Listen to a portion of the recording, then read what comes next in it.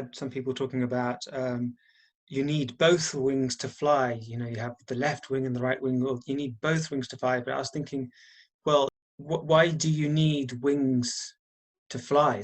Because people see everything within human context. Again, coming back to that. You don't need anything. Once you are your natural being, your natural consciousness has, when it's unbound, you can say, when it's, free from bondage, it has its natural abilities, and the abilities of consciousness are multidimensional. So the consciousness, as it exists in the atom, so you are what? You are the bunch of atoms connected through one stream of consciousness into a shape, form, and existence, right? So there is this force. And what is this force? This is the force, that the very primordial essence of consciousness, conscious power, which I wrote about in the book. I'm not sure that this example, it's a known story, but I'm not sure that I mentioned it in the book, but maybe. The thing is that it is true. When you are absolutely in a natural being, you are all that which exists. And the ability to create fire is nothing but a natural ability, the same way as you go to pee and poo, right? Or yawn. So some people, now this example, as I see it, shows that some people force things before their time.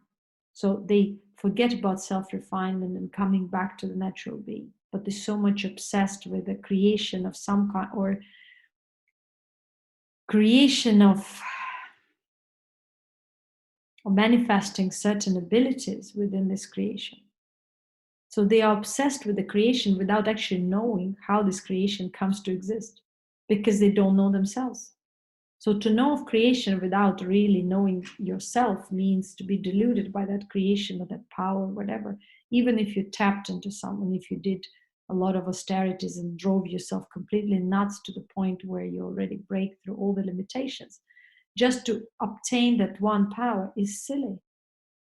It's not yogic. It's nothing to do with that. Because yoga means going to the subatomic level, where you understand that consciousness is so much beyond the created constituents of this manifested reality. Yes, it is. It is in molecules, it is in atoms, it is in cells, but all of these are combined together and held by one force. Why we are not falling apart continuously, right? So when people talk about law of attraction, that, oh, we need to think like this so we attract the well, it is impossible, because they don't understand that law of attraction stands in the middle of all our existence, because the consciousness itself holds everything together. And that's the essence of power of attraction within consciousness, because it attracts, this is the force that attracts all the atoms and molecules into one appearance and manifestation. So that force holds your body, and you are that force. So how would you not have everything that you need? But now people do not want to have everything that they need in a natural way. They want to have everything they don't need in an unnatural way. And that's why, instead of understanding really what the power of attraction is within them, which is a natural ability to survive. In other words, power of attraction or law of attraction is our natural ability to survive and hold ourselves together in this dimension as one piece of body, nothing more. And because this is our natural ability, since the body is here, the consciousness will take care of this body one way or the other till the end of this body. And this is the natural law. Now, what comes to all this new age bullshit that people have to attract wealth. Wealth is you. Wealth equals intelligence. And wealth is your wisdom and ability to perceive self clearly and understand when to act and when to retrieve from action.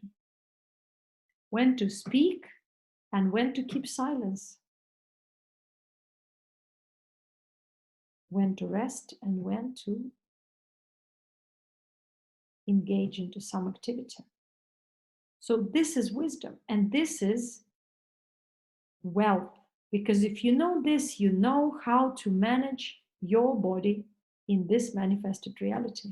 Now, the problems of poverty and other corruption come from corrupt sense of self, from corrupt sense of or perception of reality, where there's so much distortion, so much disempowerment within the self, so much division and multiplication of self, and again reflection from all the splinters of reality back to yourself, that this drain of energy on trying to solve these puzzles and connect all this together in a logical way causes drain of this vital energy that helps us to survive, and we start struggling on a level of survival. We drain ourselves on the level of emotions, emotional dramas, because we create a meaning through that. We create a meaning through our relationships. We don't understand that the relationships will be there at all times, because they are always there.